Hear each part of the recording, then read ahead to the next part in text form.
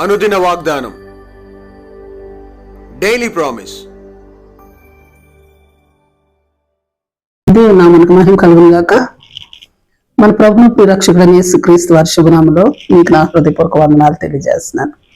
ఈ దినం దేవుని వాగ్దానం, ప్రకాశమానమైన కిరీటము దయచేయును.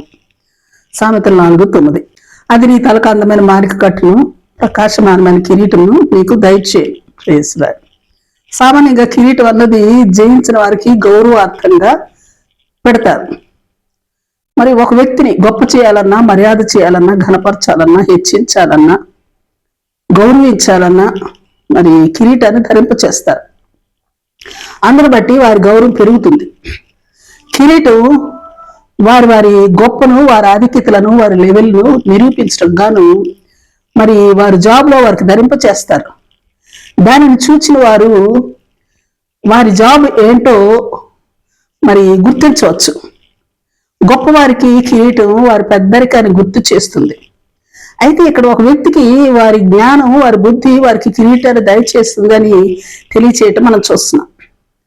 6 నుంచి 9 వచనాల్లో చూస్తే, జ్ఞానమును విడుగా ఉండిన ఎడల అది నేను కాపాడుతుంది, దాన్ని ప్రేమించిన ఎడల అది నేను రక్షిస్తుంది, దాన్ని గొప్ప చేసిన ఎడల అది నేను హెచ్చిస్తుంది, దానికి కౌగులించిన ఎడల అది నిన్ను ఘనతను తెస్తుంది. నీకు అది నీ తలకు అందమైన మాలిక అంటే అందమైన పూలదండను కడుతుంది.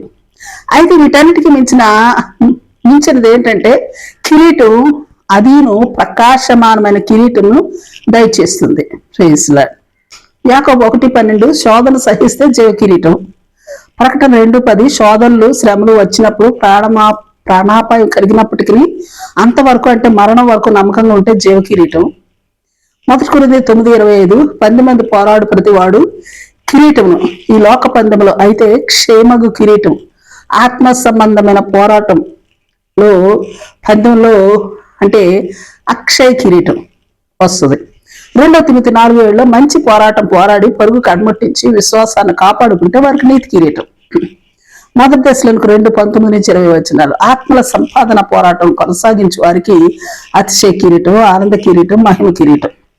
ఫిలిప్పీ 4:1 సువార్త పోరాటంలో సంపాదించిన ఆత్మలు స్థిరపరచబడితే వారికి ఆనంద కిరీటం.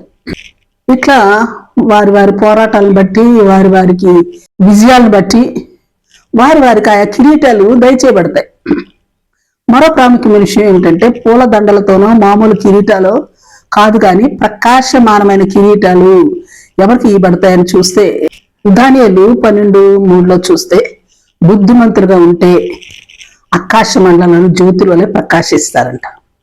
నీతి మార్గానికి అనేకులు నడుచుకునేలా చేస్తే ఎవరు అనేకులు తృప్తారో వారు నక్షత్రముల వలె నిరంతరము ప్రకాశిస్తారు.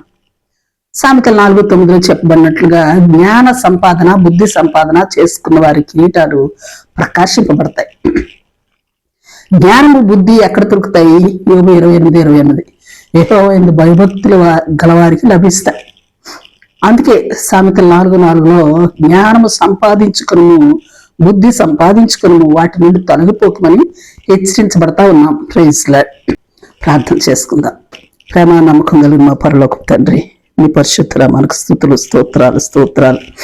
దేవా, మాకు రకరకాల కిరీటాలను, జీవ కిరీటం, నీతి కిరీటం, అక్షయ కిరీటం, మహిమ కిరీటం, ఆనంద కిరీటం, అతిశయ కిరీటం, ఇట్లా దేవా మీరు మాకు ఇయ్యడానికి సిద్ధంగా ఉన్నప్పటికీ మీ రకరకాల కిరీటాలను, ప్రాముఖ్యంగా ఆ కిరీటాలు ప్రకాశిస్తూ నిరంతరము ప్రకాశిస్తూ ఉండే కిరీటాలు దయచేయబడినట్లు నీ ఎడల భయభక్తులు కలిగి నీ ఆజ్ఞలను అనుసరించు నడుచుచు వారి నుండి తొలగిపోకుండా ఉండునట్లును, నీ వైపుకు అనేకులు మళ్లిస్తూ ఉండునట్లును నీ కృప ఎల్లవేళలా మాకు దయచేయమని ప్రార్థిస్తూ యేసు నామములో అడిగి వేడుకొంచున్నాం తండ్రి.